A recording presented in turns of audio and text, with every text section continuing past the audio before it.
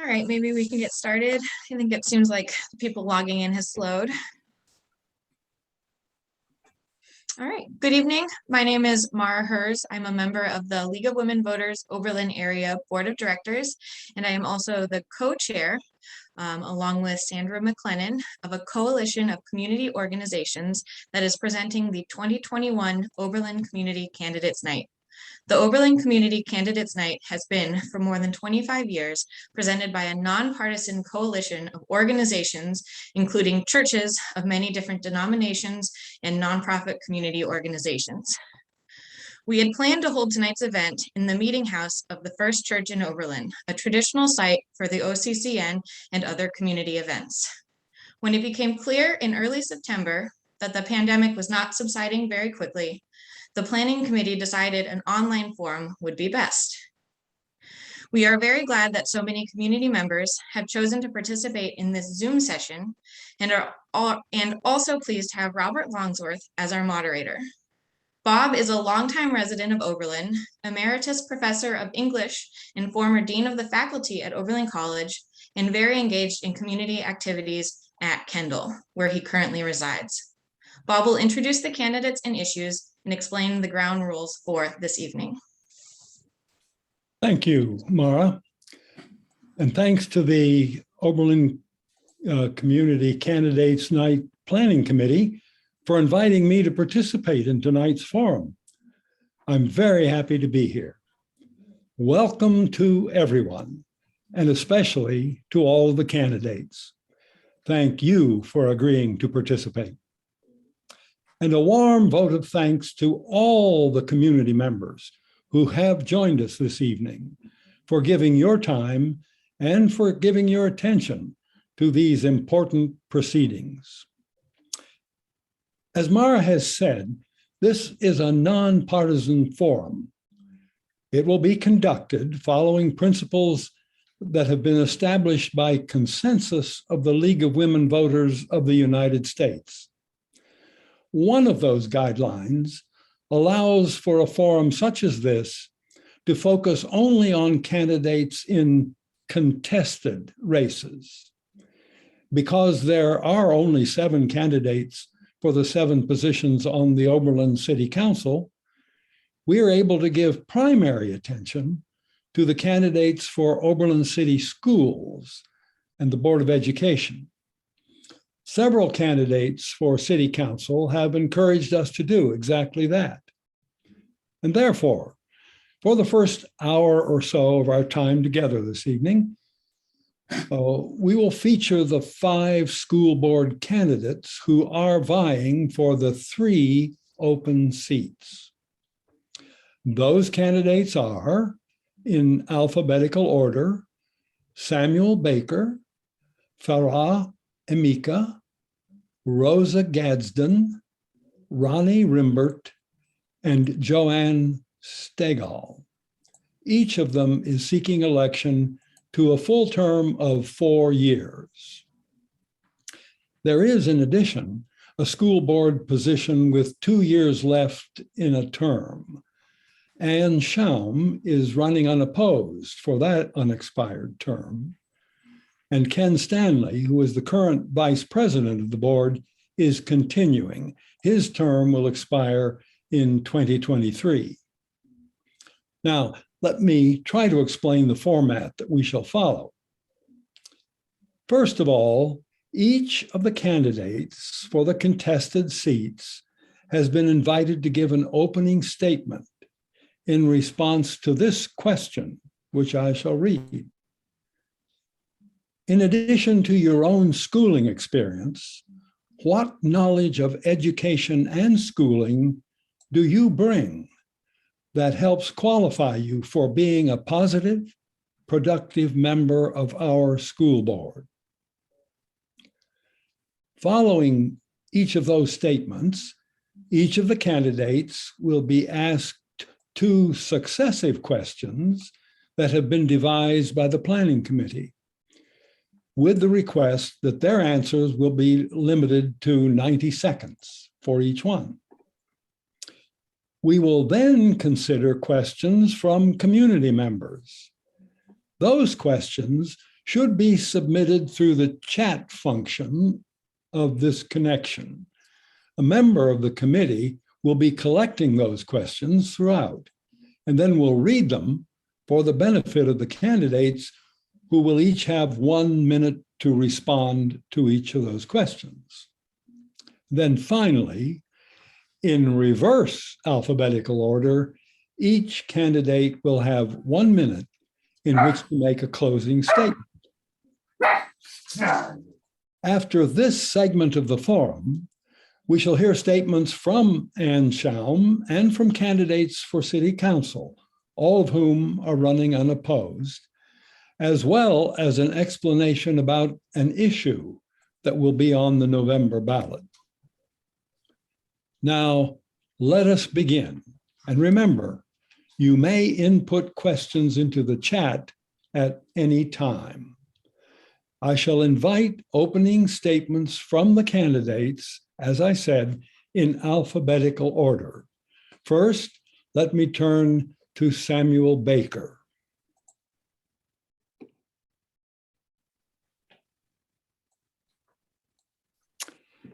And you are muted, Mr. Baker. Can you hear me now? Now we can. Thank you. All right. Excellent. My name is Samuel Baker. I'm running for school board of Oberlin City Schools. I am a father of 3 daughters currently in the school board. I am a Oberlin firefighter. My wife works for the schools as the school psychologist. I have worked in the schools at different parts as a facet as a substitute teacher. I did start working on my master's in early intervention, which then I stopped, which because we took a directional change with my wife going back to school to work on advancing her career. I think I have a lot to offer to the Oberlin School Board. I think dealing with my own children, I think actually having children in the schools that I want to be part of the board is a big asset. And I think having some sort of connection either through my wife or actually working in the schools allows me a good insight on what needs to be done. Thank you. Thanks very much. The next candidate in alphabetical order is Rosa Gadsden. Unfortunately, Rosa is unable to be with us this evening owing to a family emergency. She has submitted a statement, however, and Mara will read it for her. Thank you, Bob. As Bob just indicated, Rosa sent the following statement. She said, I am a lifelong resident of Oberlin and a previous school board member. I have 10+ years of experience working with children as a home daycare provider, working as an assistant teacher in a Head Start classroom, and as a paraprofessional sub in our school system. My children grew up in Oberlin schools, and I still have cousins who attend.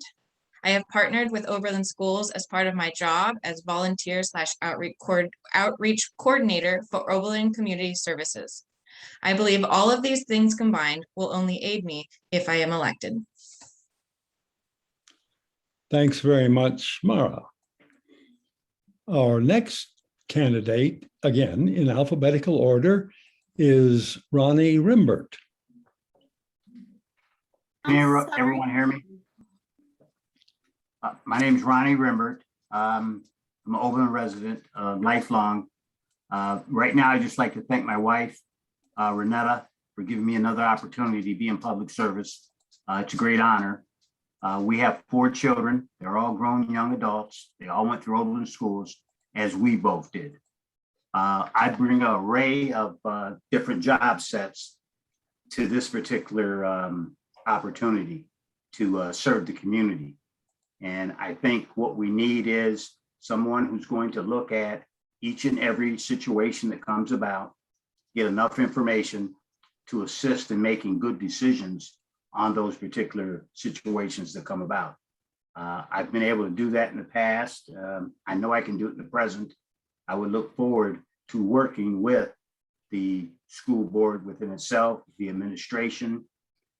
One thing that I've always been very, very constant and sincere about is the heartbeat of any community is its school district.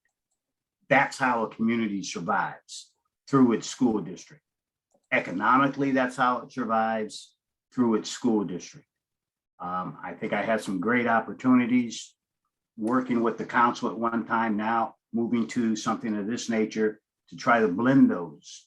I'm also a United States Marine Corps veteran, which I'm very proud of. My oldest son is in the United States Air Force, which we're very proud of.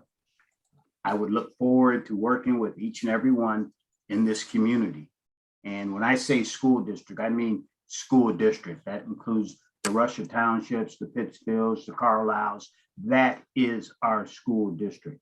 And it's very important that everybody is inclusive. I would also like to say that I feel as though I will be a staunch advocate for a lot of young people who may not have that advocate in their corner. Thank you very much. Thank you very much. Now, this is rather embarrassing for a former English professor to admit that my understanding of the alphabet has been deficient. I skipped over Farah Emika, and I want to apologize to her and invite her now to take part in this presentation of statements. Thank you for your tolerance. Thank you. I appreciate that. And good evening, everyone. My name is Farah Emeka, and I am currently a positive and productive member of the school board. I was appointed to the school board in June of last year, and in just over a year, I've learned a great deal about what it takes to run the school district. In that time, I've helped to provide support and guidance during a very challenging time in the world through the global pandemic, in supporting administrators and staff and in making the right choices to keep our children, staff, and family and community safe. I've also sat in on the evaluations of the superintendent and the treasurer and worked alongside the administrators in implementing the goals set out in their strategic plan.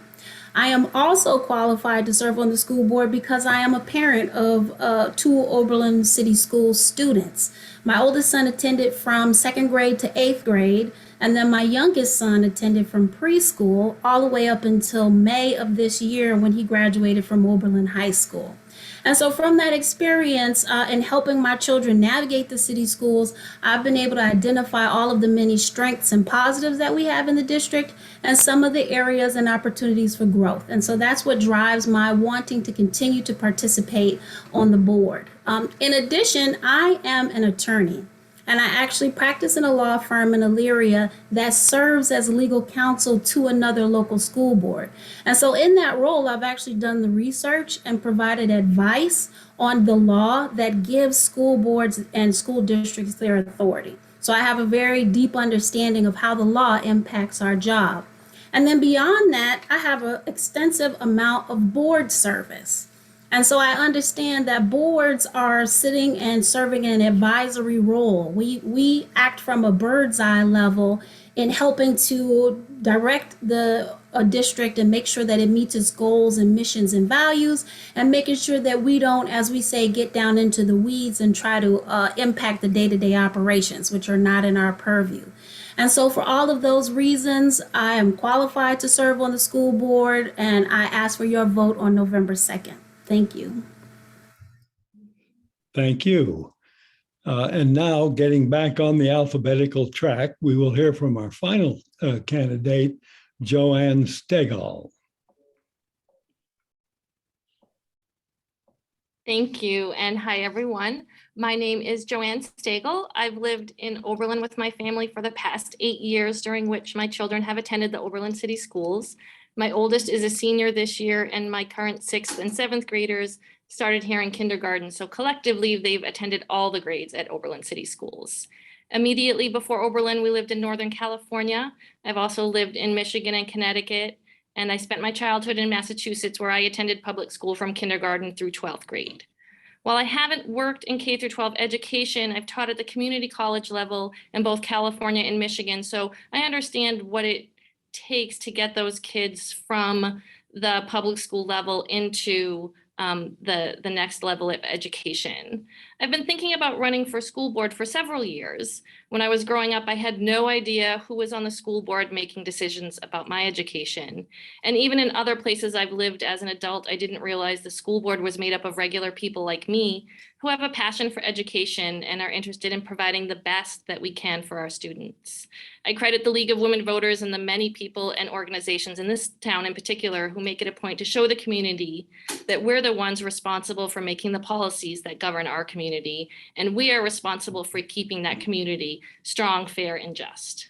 Over my years in Oberlin, I've served on several school committees. I've volunteered in the classrooms, provided dinner for faculty and staff through the PTO, and I've attended just about every school board meeting for the past 3 years because I realized that understanding what was going on in those meetings made me better informed about what was going on, wasn't going on, or could be going on in our classrooms.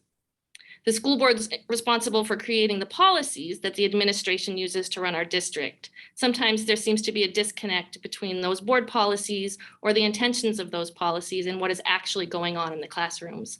I want to bridge the gap and make sure the community has an opportunity for input on those policies. Thank you. Indeed, thanks to all of the candidates for these opening statements. And now I shall read the first question that the committee has posed for the candidates to respond to. And it's this: how would you prioritize the programmatic supports needed to develop a school and community culture that improves academic achievement for all students and eliminates the achievement gaps of minority students while serving the social, emotional, and mental health needs of students? That's the question. Now, slightly modifying the alphabetical order, let me turn first for a response to Farah Emeka. Now, before Farah begins, I want to do something that I neglected to do at the beginning, but you all were very good about keeping the time. After 80 seconds, you will hear this sound. So that will be your clue that you've got 10 seconds to finish your thought. Thank you. Good. All right. Thank you. What I would do is I would basically continue to encourage the district and support the district in meeting the goals of its strategic plan. All of the issues that you identified in the question are a part of the strategic plan, particularly where it relates to the social and emotional health of the students in a positive school environment. That includes the mental health services that are needed for specific students. It also includes support for those families that are dealing with substance abuse issues. It involves diagnostics and testing for making sure that we're identifying the areas where we have an achievement gap and making sure we have the data to analyze and translate into action in order to impact those achievement gaps. The question as a whole identifies that there's a great many aspects of the district that we have to keep at the forefront of our policies and what it is that we're doing in order to have a positive school environment and provide an effective education to our students. And so some of the things that we have in place now is the iReady diagnostic testing for math and reading. This does identify some of the achievement gaps with students of color and students in different socioeconomic settings. And I think that we do a great job of getting the data. I think we need to do a better job of analyzing it and turning it into policies and practices and services that can help close that gap. We dealt with a little bit of that during COVID and had some positive impacts towards the end of the school year. I think that the push towards PBIS, which is positive behavioral interventions supports, is very important to move away from punishment towards promoting a positive social and school environment. And that it keeps going, so I don't know if I have 10 seconds or no seconds, but I'll stop there. Thanks. I think that would be good. That lovely little sound is the signal that we're getting near the end of a statement. As you all know from earlier comments, Rosa Gadsden is not among us this evening for reasons of a family emergency. So I'll turn next to Ronnie Rimbert. Thank you. Obviously, that was a lot to try to take in at one time, the question that you posed. But what I would say is, first of all, I would rely on the professionals. That's why they are the professionals, and that's why we have put them in their positions. And the administration has done that. So that's what I would tell you as far as that part of the puzzle goes. As far as when I look at a school district and I look at a paper, and when I look and see that our school district doesn't offer things like tennis for girls and boys, cross country for girls and boys, golf for girls and boys, bowling for girls and boys, swimming for boys and girls, that gives me a sense of not for some of the kids to be able to accomplish their particular goals in life. If that's one of them, that may give us a reason why we lose enrollment because kids can't participate. It breaks my heart when I ride down the road and I see a sign of another school and I know exactly what's going on there to some degree. But I leave things of that particular nature to the professionals when we start talking about the mental status and mental state of these young people. I'm always happy to be an advocate. I've been a baseball coach. I've been a softball coach, all kind of coaching for many years. And I've been able to be an advocate to quite a few young people, even in my role as a city councilman for many years. I think I portrayed a very good role, especially for young minority men and young minority women in this community, as far as going forward and moving forward. What people forget is the old saying, don't let life pass you by. And that is so important that we have to stress that on our young people. Thank you. Thank you very much. Then our next candidate is Joanne Stegel. Thank you. I think that the school board has put a lot of excellent policies in place that are working on a lot of those issues.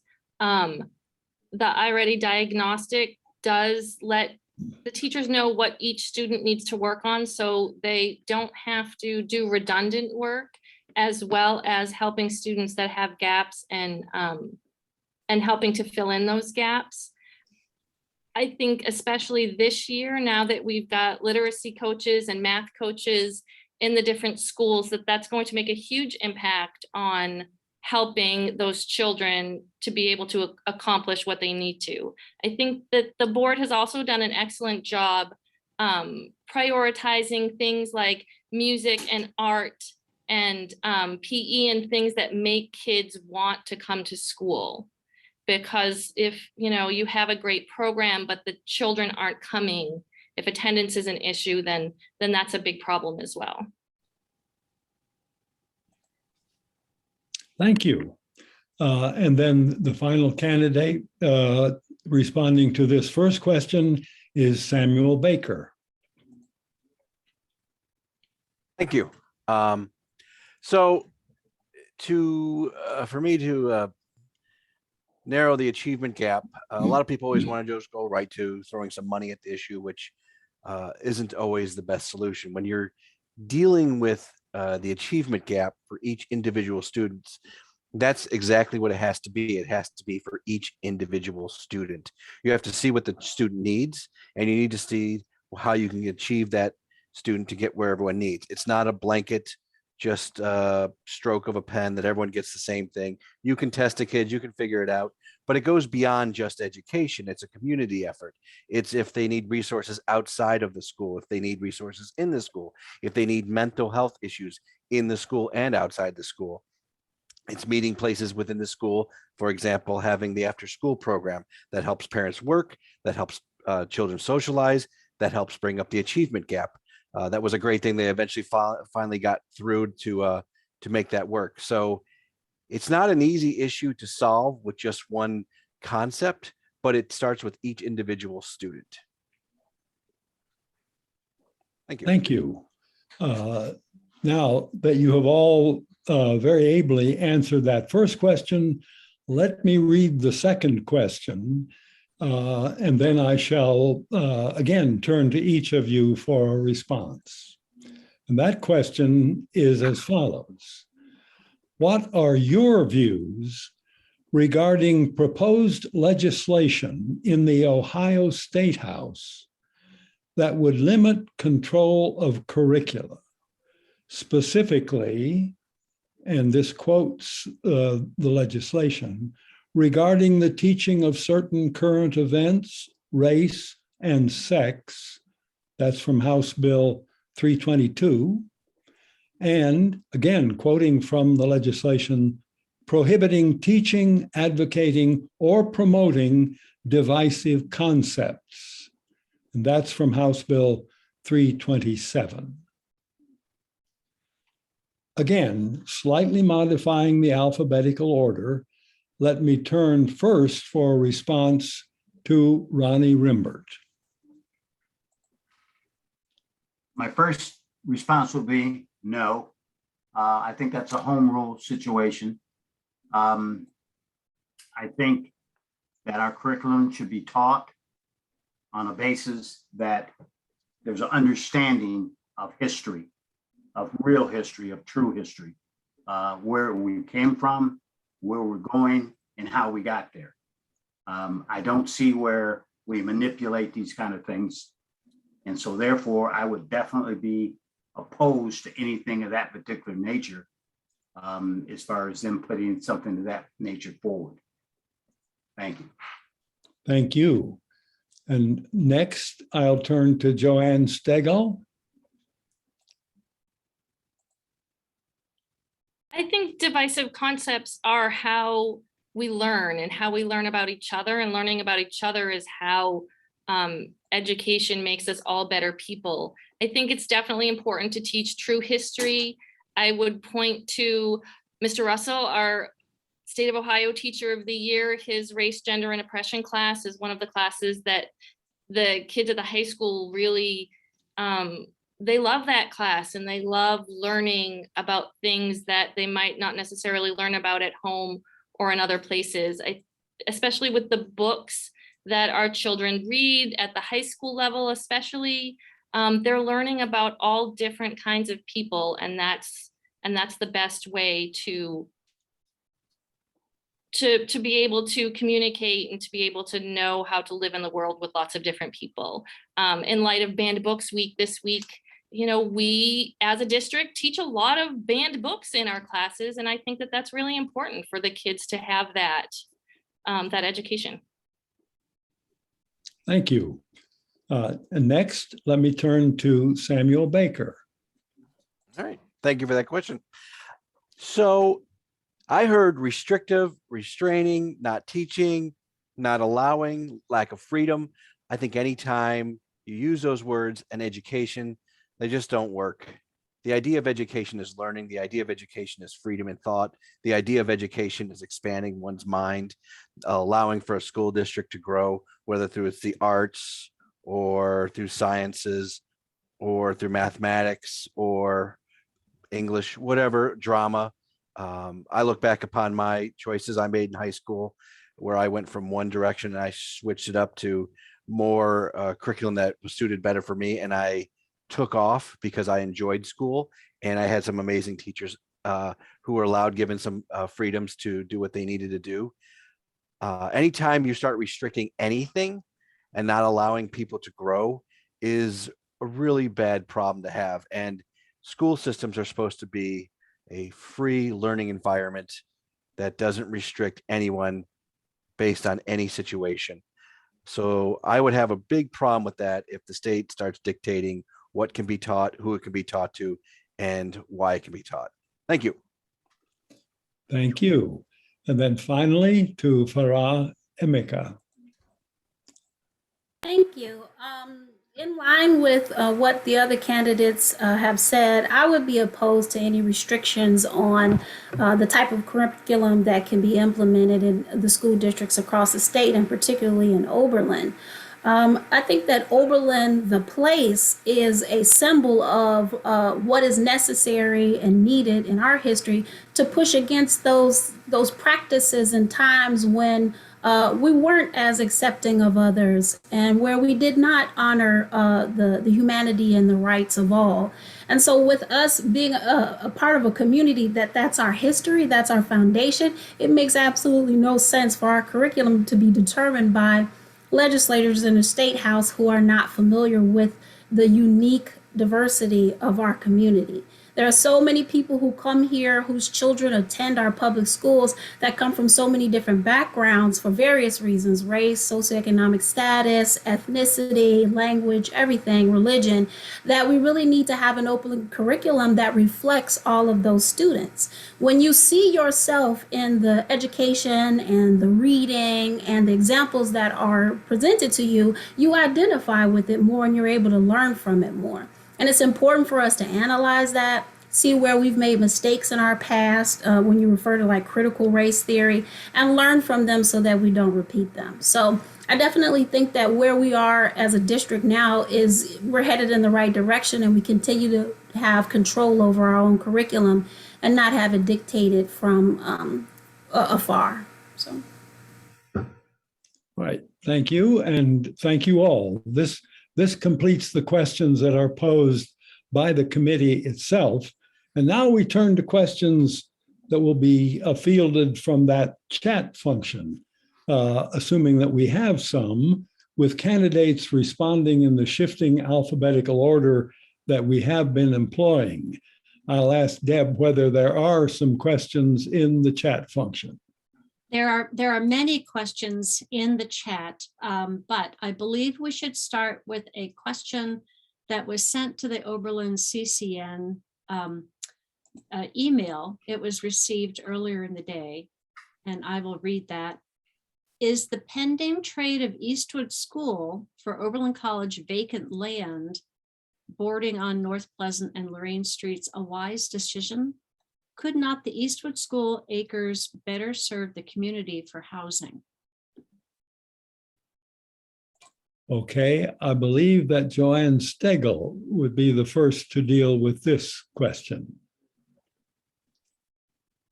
Thank you. The Eastwood School is a beautiful piece of land in a really great part of town. If the district has to knock down Eastwood School, I believe the price tag on that is $500,000. All of the asbestos needs to be abated. So when the budget was passed for the new school, the money that was allotted to knock down that school was redistributed somewhere else. So I think if we sold those parcels of land after knocking down the school, maybe we'd break even,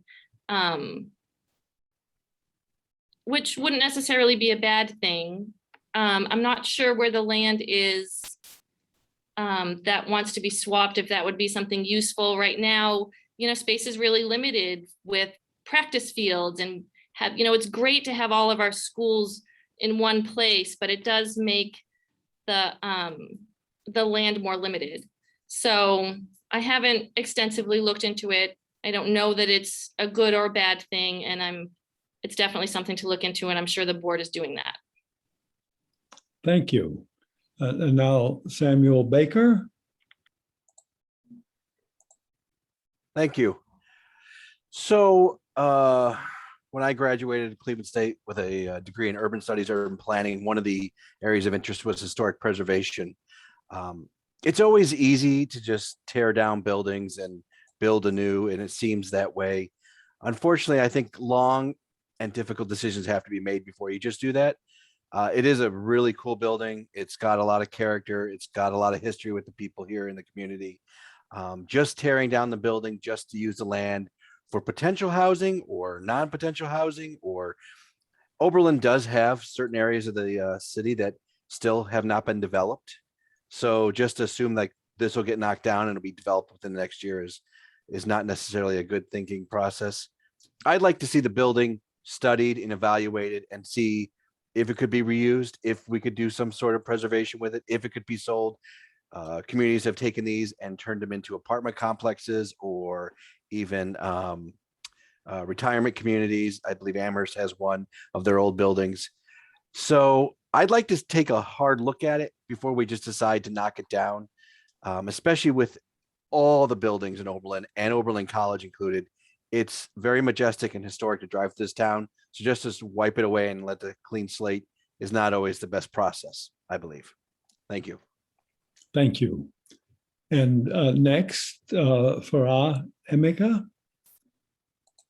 Thank you. I think the current options that we have for the Eastwood School in trading with the college is the best option for the district. It's very expensive for the district to maintain that building because of its age.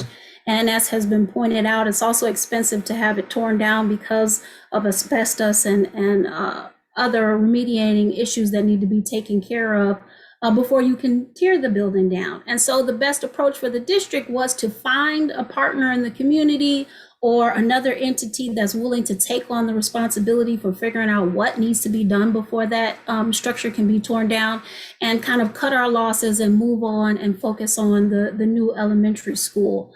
The land that's being offered to be traded by the college is like a buffer area that's around the high school that provides some opportunities for the district to work with. It could either be used in studying in the school, or it might be an opportunity for us to build on it at some later point. So it's a plus. In the end, it's a positive situation for the district.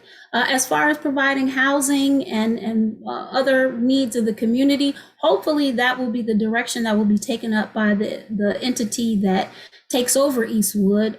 That is our hope. And the community and the board will keep that in mind as we continue to figure out what's going to happen with Eastwood, because it's not solidified just yet.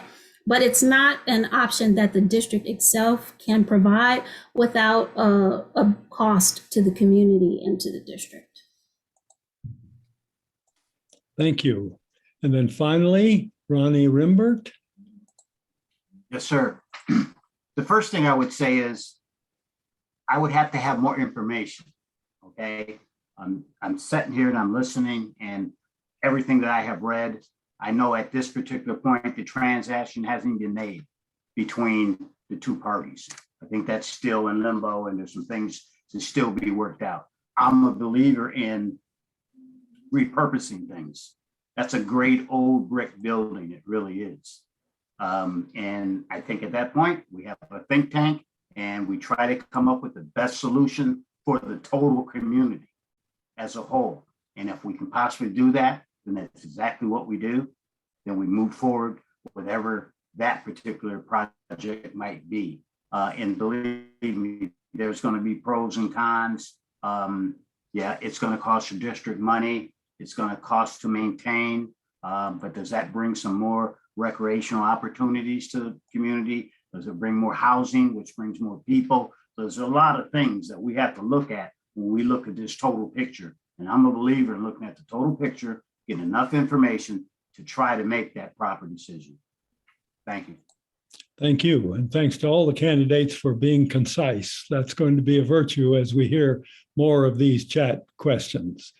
Deborah? I don't think actually Deb can see the questions. I'm afraid they're only coming to me, despite the fact that I think people could have chosen to send them to one of the other co-hosts, but that's perfectly fine. And there's quite a few in the chat. I'm going to go back to the next one, which is please ask each candidate, what is their position on mask mandates in the schools? Mask mandates in the schools. All right. First, this one to Samuel Baker. Well, this is the hot topic and everywhere, isn't it? From Wellington to Avon to across the country, everyone's talking about the mask mandates, mask mandates, mask mandates. It's proven masks do work. Unfortunately, mask mandates have created a huge divide in this community. And I think one way of getting through those divides is actually having an open discussion about it. The sooner, the better, allowing for people to voice their concerns and allowing them to feel included in the decisions. I think one of the things we can look to is when Wellington had their vote last week, I think it allowed the parents to have the opportunity to voice their concerns and feel like they were part of the solution or part of the communication. We know masks provide a barrier of protection. And until coronavirus is brought to a standstill, we're going to continue to create and practice safe methods to keep our students safe. I think it's a good thing to have masks, and I think it's a good thing to, as an EMT, I wear a mask to protect myself. I allow my children to wear masks. Recently, they talked about some of the issues with children, and they found that children wearing masks was one of the lower, if not real issues of being back at school. It was more like amount of homework we're doing, lack of recess, lack of lunchtime, all the normal student stuff. So I think it's a low priority for the children. I think they've gotten used to it. It'll be interesting in the years to come to see how everything plays out.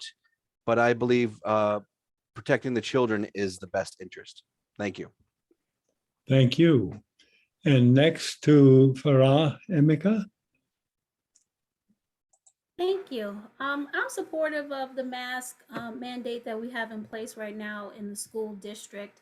There was recently an article in the Chronicle that indicated that the city of Oberlin Schools was one of the first in the county to make the decision to require masks for everyone entering the schools K through 12 and all of its staff. And I know that at the time that school started, a decision had to be made. Our superintendent, providing leadership as required in his position, made a decision with input from the board. But, at the time, we needed to make sure we had something in place to get everybody in the doors and get school going. And we made the right choice. Although other districts began the school year without mask mandates or variations on a full mask mandate, many of them, went back to the drawing board and they got closer to where we were or exactly where we were. So I feel like we made the right decision out of the gate. I think it is really important to get input from the community on their views. We're a very diverse and wide community. And so I feel like parents and community stakeholders should have the opportunity to share their thoughts on the matter. And then the leadership of the district can make an informed decision with input from the community. We're not going to all agree, and it's important to note that the district and the board and the superintendent are charged with the best interest of all of the children in the school district, as well as their staff and administrators. And so with that in mind, we make tough decisions that sometimes important members of our community disagree with. So. Thank you. And then Ronnie Rimbert. Yes, thank you. Obviously, yes, it's a hot topic, and it has been and it will be until we get through the pandemic. I'm a believer in following the science, and that's what I've done. That's what my kids have done. They follow the science. When we start talking about our schools, I'm in support of taking care of our children at all means possible.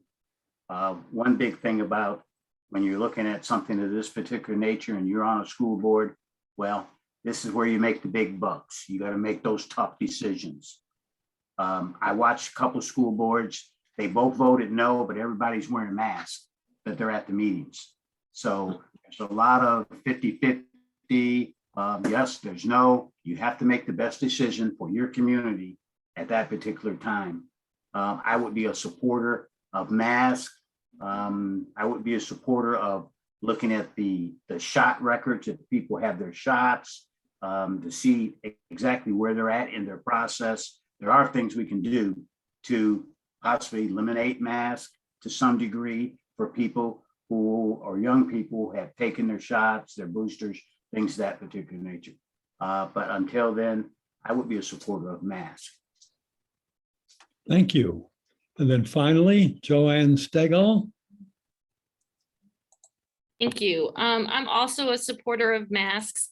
I think it's important to follow the science. And now that we've been in school for a while, all the peer-reviewed research that has been coming out shows that masks help stop the spread of COVID-19. If you look at other districts, even districts close to us that did not have mask mandates, there's large groups of students who've had to quarantine at home and are no longer in school because they were exposed to someone that tested positive for COVID-19. After the year and a half that our kids have missed of school, it's so important for them to be in the classroom. And I think whatever we can do to keep kids in the classroom is important to do. And of course, it's absolutely important to listen to everyone. And it's great to get everyone's opinion, but we need to follow the science. Thanks very much. And I think you've all had a chance at that question from the chat. Now the next one. There's kind of a big picture question that I think we should go to. Do you think that our school district is basically doing well, or that it needs major changes? And if changes should be made, what are your primary areas of concern? That is a big question indeed. And this time we'll start with Farah Amika again. Thank you. It's Farah Ameka. I'll get it right eventually. No problem. I think that in the time that I've been on the school board, that's a question that I've had in the back of my mind. Coming in as a parent who had a lot of concerns about the education that my children received in the Oberlin City Schools, I wanted to see, kind of the inner workings of it and learn what we're doing to meet those opportunities for growth. And I really feel like the school district is on the right track. I think with PBIS and trying to move away from discipline, with making sure that we're focusing on have a positive school environment, with making sure that we're identifying achievement gaps and addressing them, I think we really have our finger on what is needed, the type of training, the type of resources, applications, the type of curriculum that we need to move our district forward. It's just a matter of making sure that we have the right people in place to implement those policies, new policies and practices, and push for change. And so I think that, over the next years, it's going to be important to see what the newer administrators that we have in the district, if they're committed to helping to move the district forward with all of these changes that we're already starting to implement. And I think if we're successful, then we will be a really great school district. Right now, I feel like we have some areas for improvement. We have plenty of kids who fall through the cracks because we're not meeting their particular needs. There's no one catch-all for everybody. The IB program and curriculum is a great opportunity, and it works for some students, but not for all. We have plenty of students who are interested in military, interested in vocational. We're such a unique community that it really behooves us to try to put in place measures that will meet the needs of all of the different types and individual students that we have in our community. And so I think we have plans in place to get that done. I'm looking to see if we have the right people to implement them. And I think we're moving in the right direction, but time will tell. So that's my thought on that. Thank you. And now I'll turn back to Ronnie Rimbert. Thank you. The one huge concern that I do have within the district is enrollment. I graduated in Oberlin 73. We had 130 something. I look at the enrollments now, we're in our mid 70s, and that's very frightening to me. But at the same time, that should give us the ability to have one of the finest districts in the state or in the country, because our numbers are so low, they should be in our classrooms, that our kids should be getting one-on-one training a lot of times.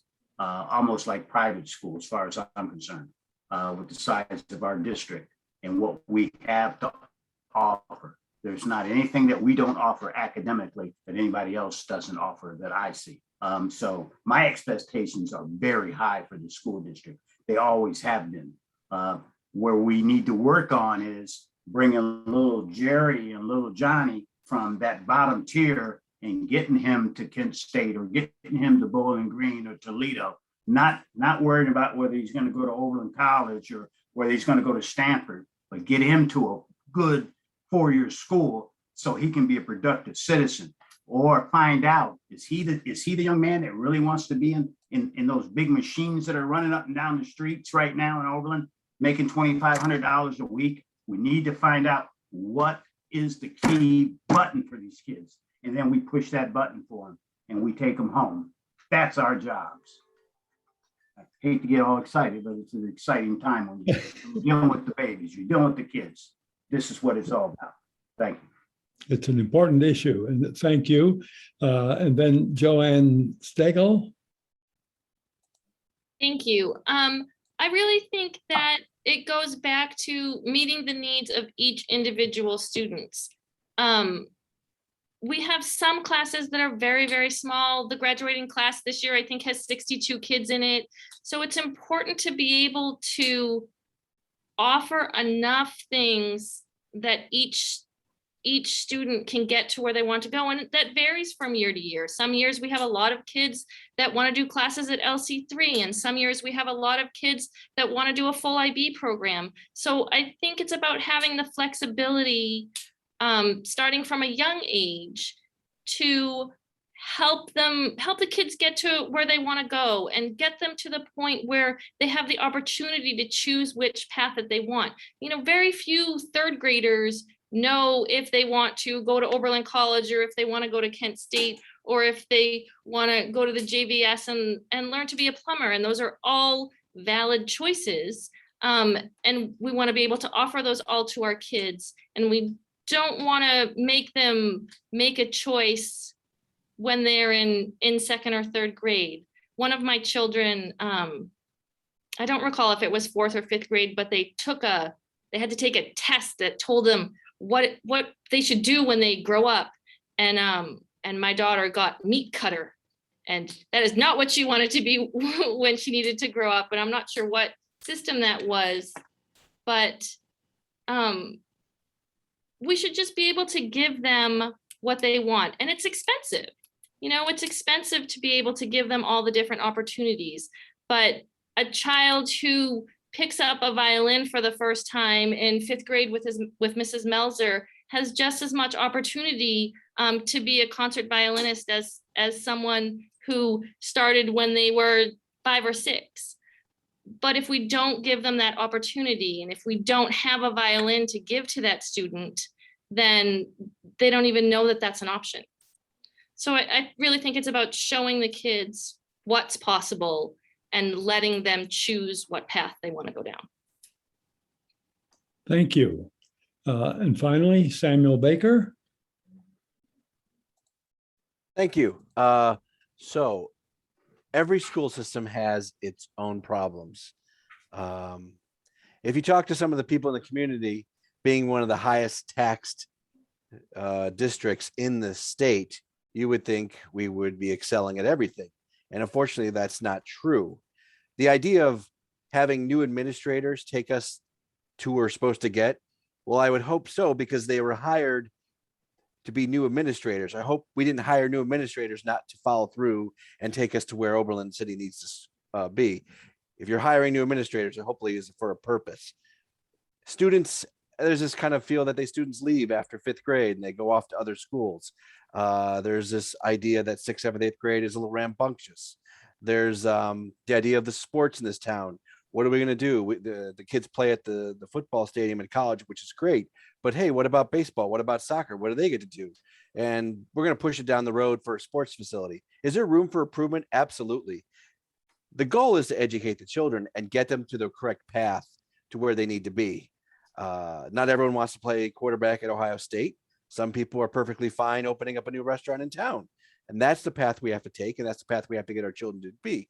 But is Oberlin exactly where it should be, or is it need improvement? Absolutely. Every district has issues that can always be improved upon.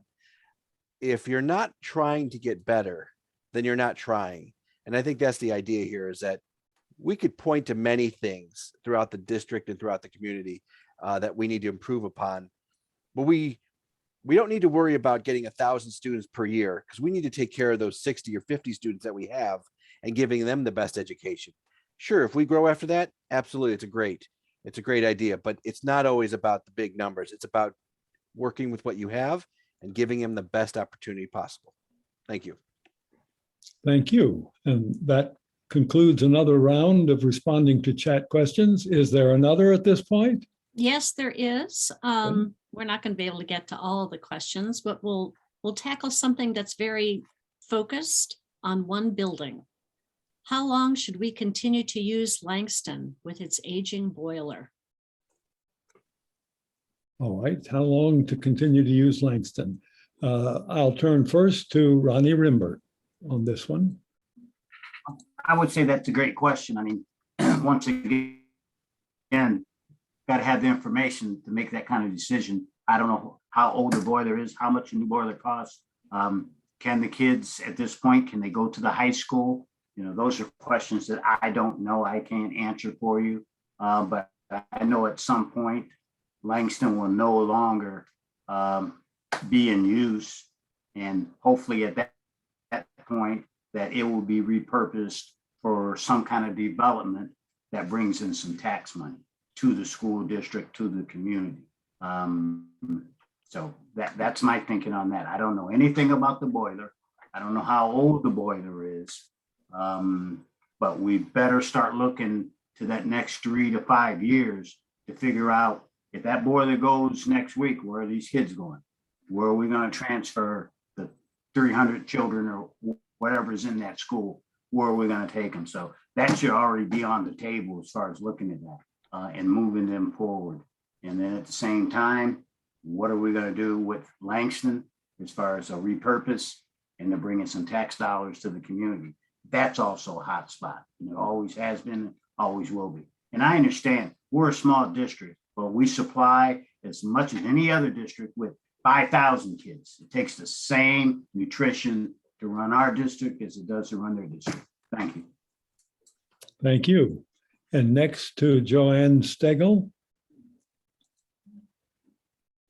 I think Langston is a beautiful old building. It's not without its quirks. I do think that the board, the board knows that the boiler is very old, and I'm actually sure that there's a contingency plan. If the boiler breaks and it is unfixable, either the heating system in Langston will be replaced, or maybe we'll push the building of a 6 through 12 further up. But I don't think we'd ever get to the point where we couldn't fix Langston. When we first moved here, and I went on a tour of all the schools, even though Langston, I believe, is the oldest building, it's also the best kept building.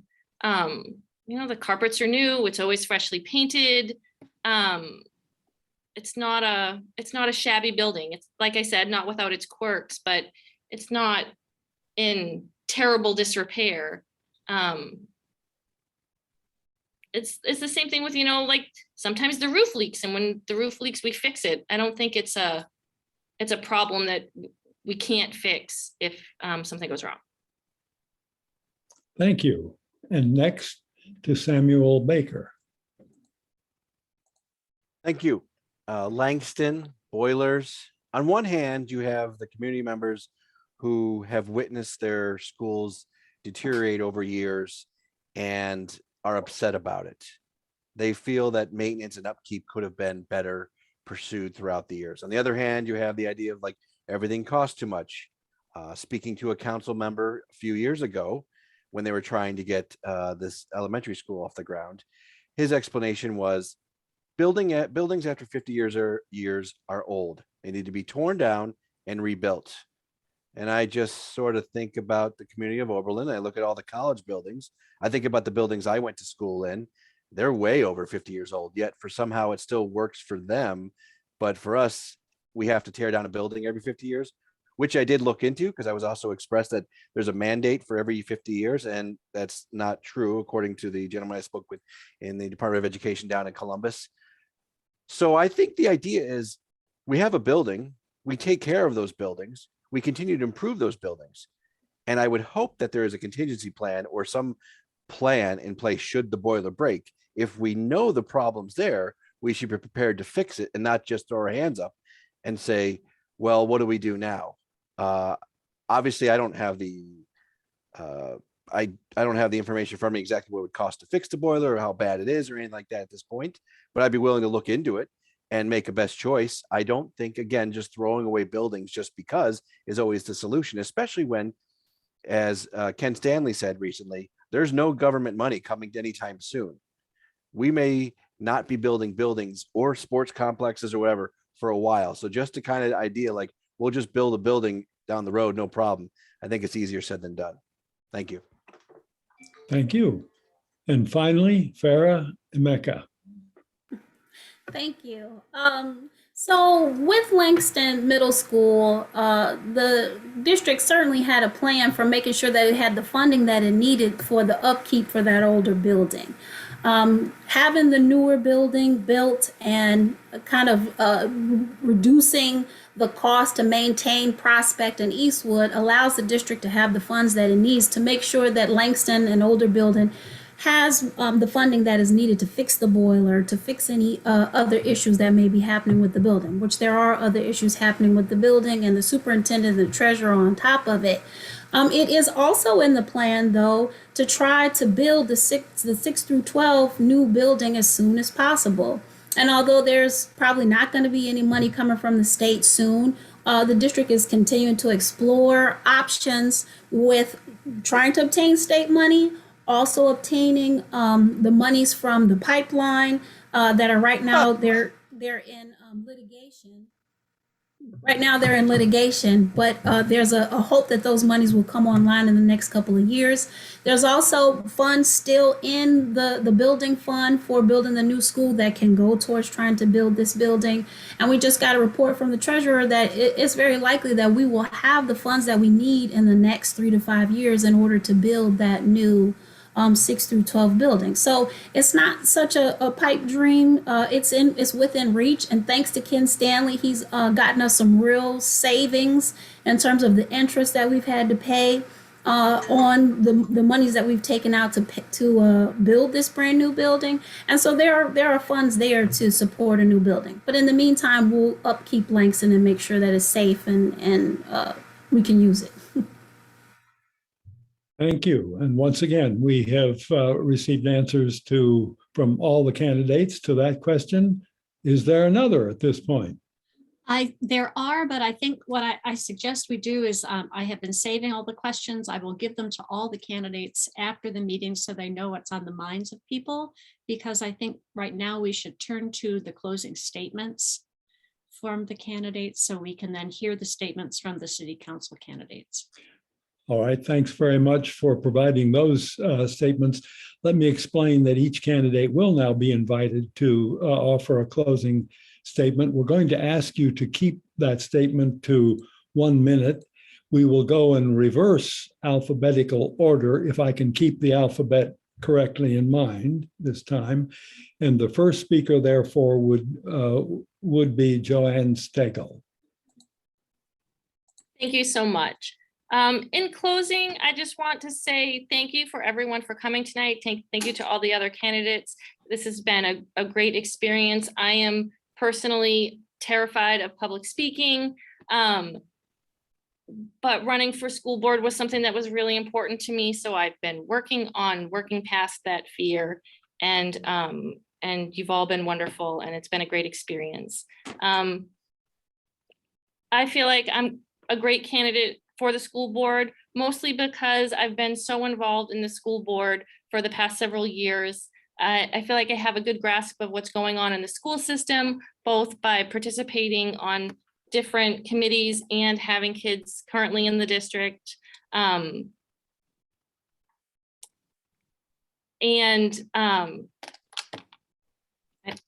that.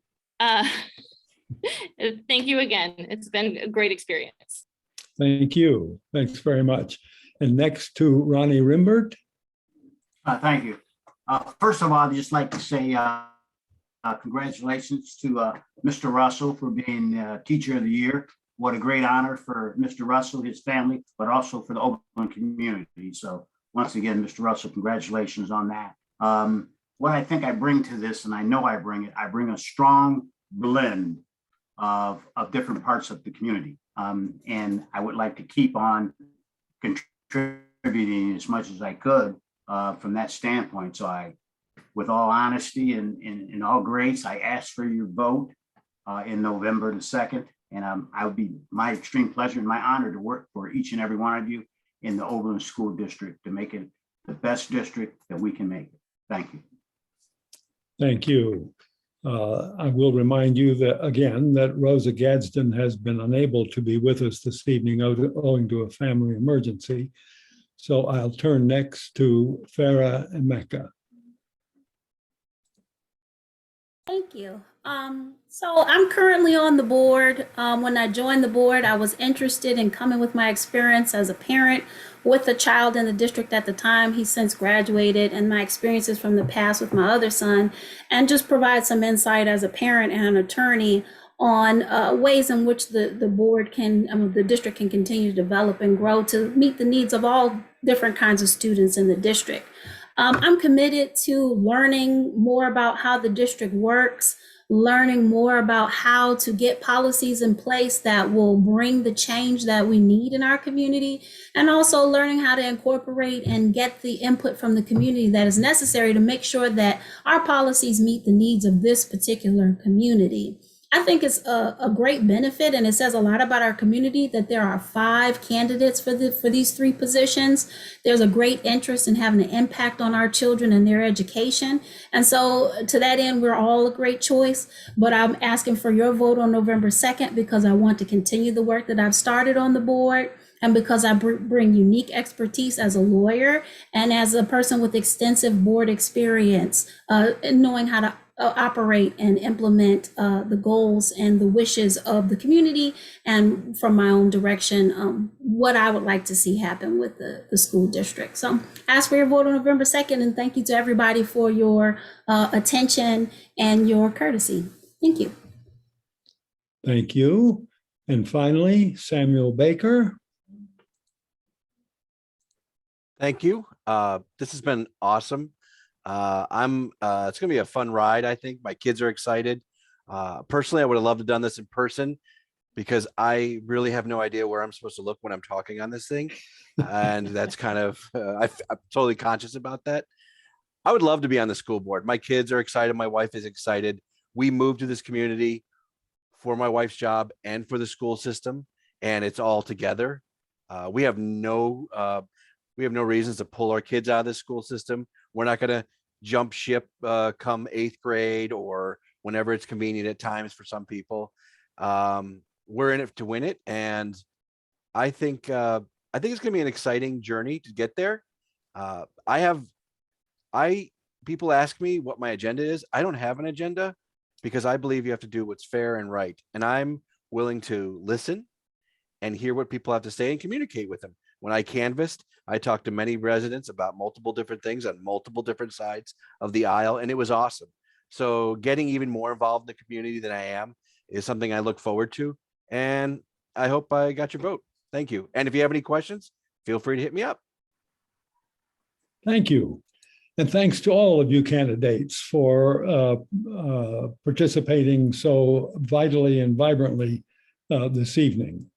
And now we must turn to City Council candidates. Each of them has been invited to prepare a response to a particular question, namely, what do you hope to accomplish in office, and how will your skills and experience aid in accomplishing those goals? And I believe that Mara is going to read the responses. Am I correct? You are correct. Before we go to that, though, as you mentioned earlier, there is a 2-year unexpired term for city council or for school board that is being sought by Ann Schaum for this 2-year position. She is running unopposed. Accordingly, we asked her the same question that was the basis of the opening statements for the other school board candidates, and I'd like to read her response before we move on to City Council. Good. So as a reminder, the question we posed was, in addition to your own schooling experience, what knowledge of education and schooling do you bring that helps qualify you for being a positive, productive member of our school board?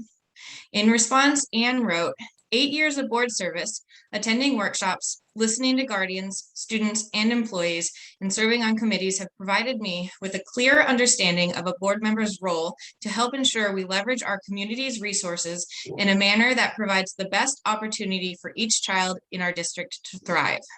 My professional experience working with manufacturers, as well as my experience on the JVS board, has honed my awareness that education must extend beyond pre-college academic content to include the equally important trades.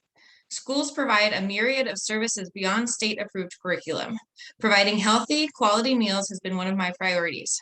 We have expanded our wraparound services to help address the wide range of needs our students present. I believe it is imperative that board members maintain clarity about our role. We supervise the superintendent and treasurer, who are trained education professionals. Our duties include serving as a liaison to the community, so we must make ourselves available for input while remaining objective. The decisions we make are based on the recommendation of our education professionals, the input from our community, and the dedication to providing solutions that meet our district's goals to serve every student.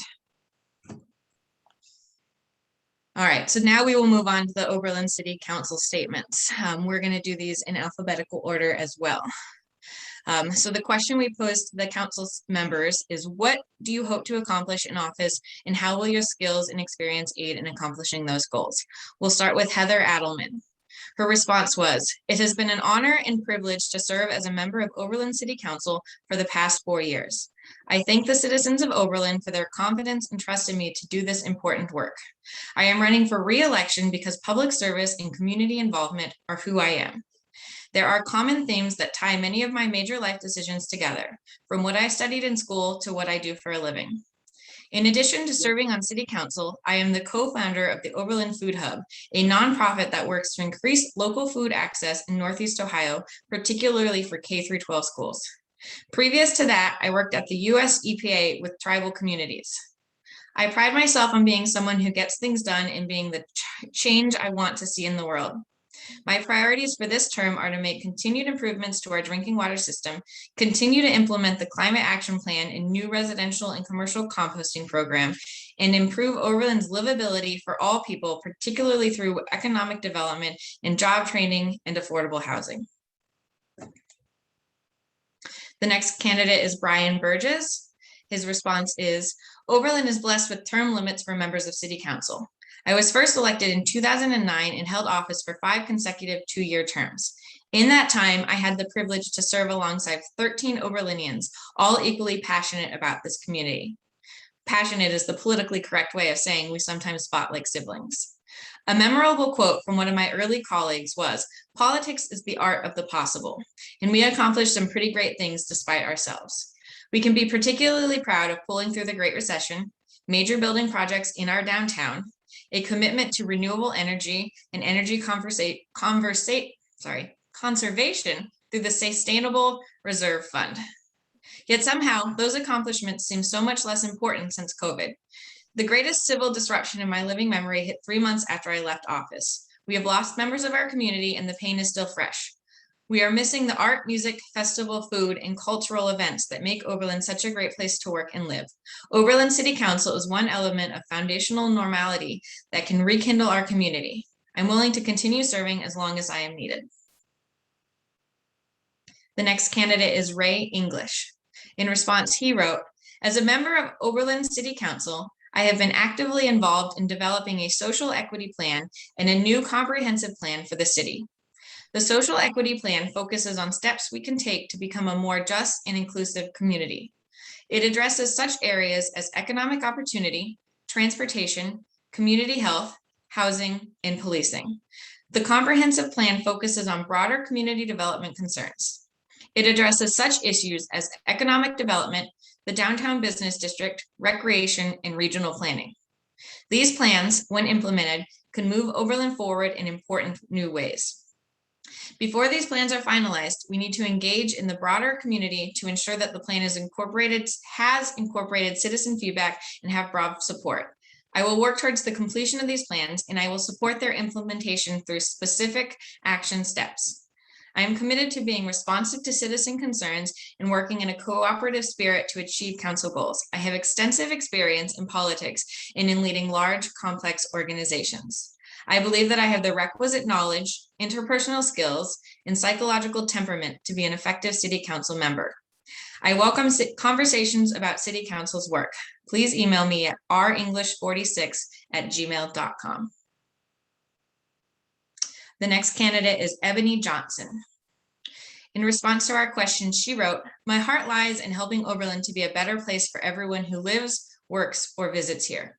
I was born and raised in Elyria, Ohio, and graduated from Oberlin College in 1997. I left Oberlin in 1999, returned in 2009, and became a first-time homeowner in 2021.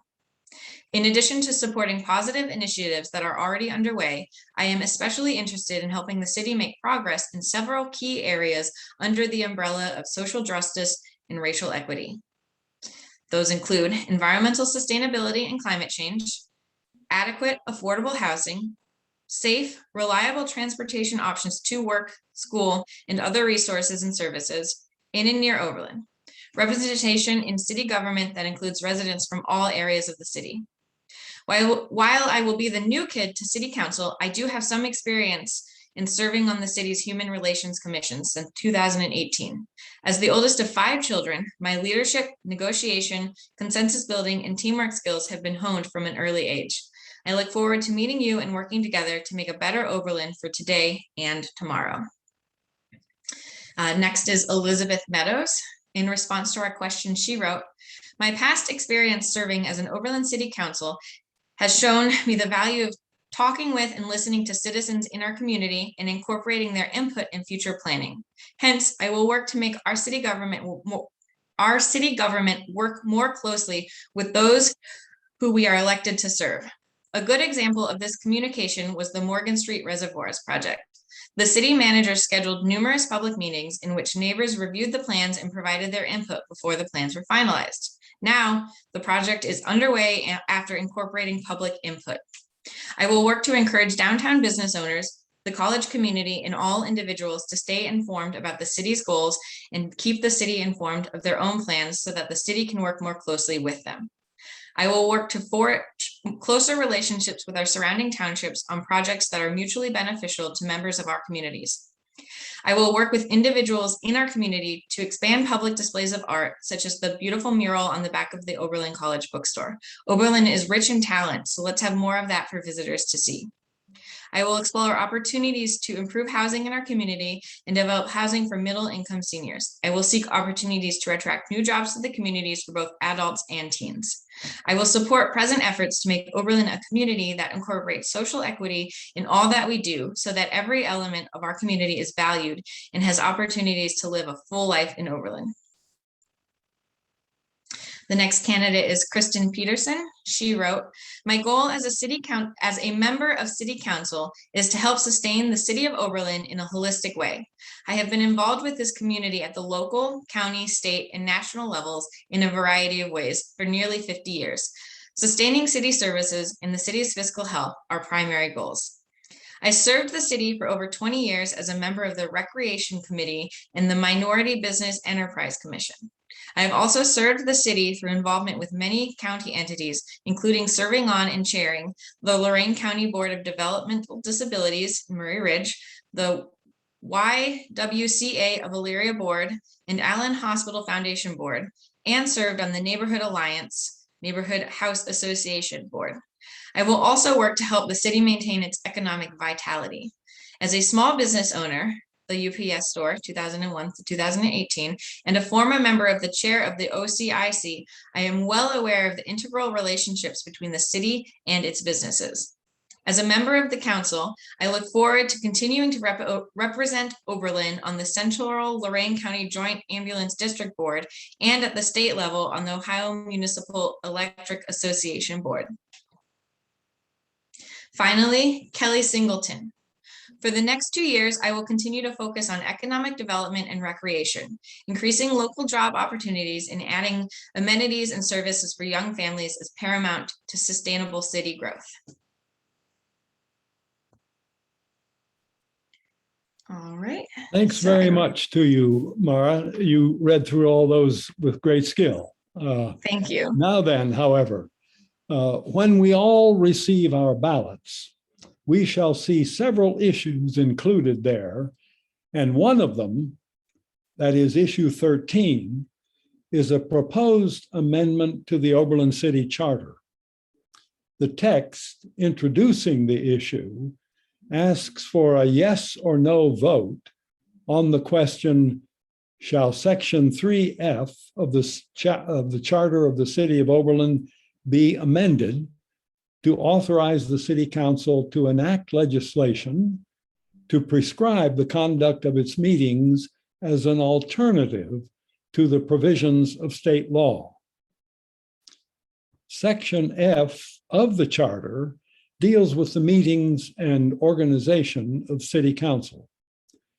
The proposed amendment would authorize a provision to be inserted in that section, which would read, and I quote, "Meetings of council shall be conducted in accordance with the provisions of state law or as may otherwise be prescribed by ordinance of council approved by at least a 5/7 majority of its members, and provided that said ordinance shall assure that the public is able to hear and observe the discussions and deliberations of all the participating members of council."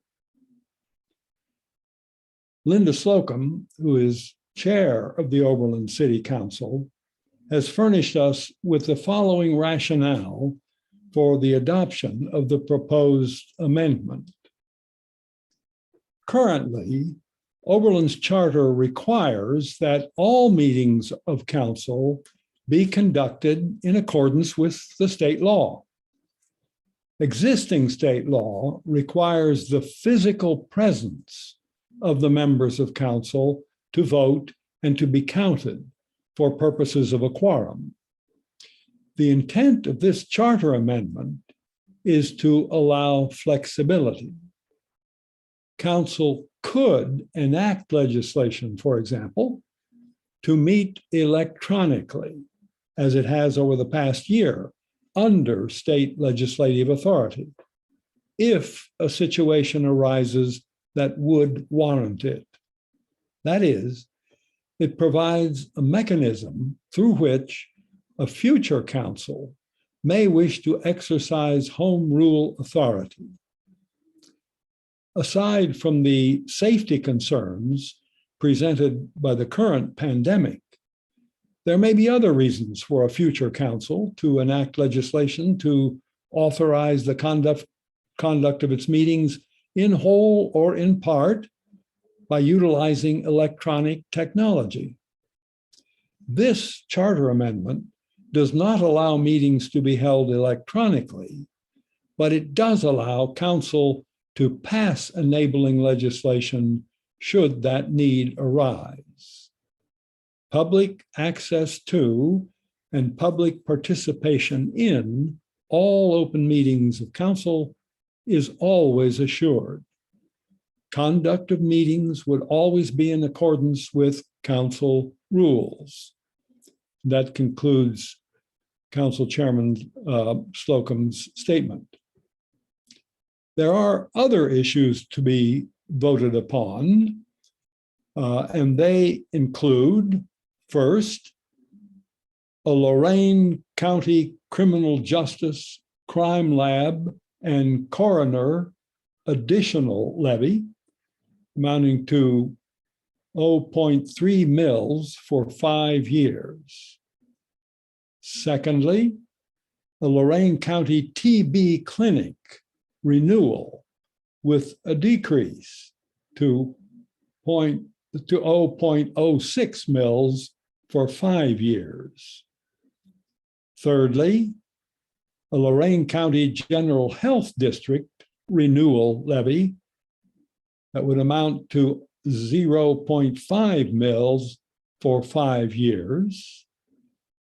And fourth, a Lorain County proposed excise tax on lodging at hotels.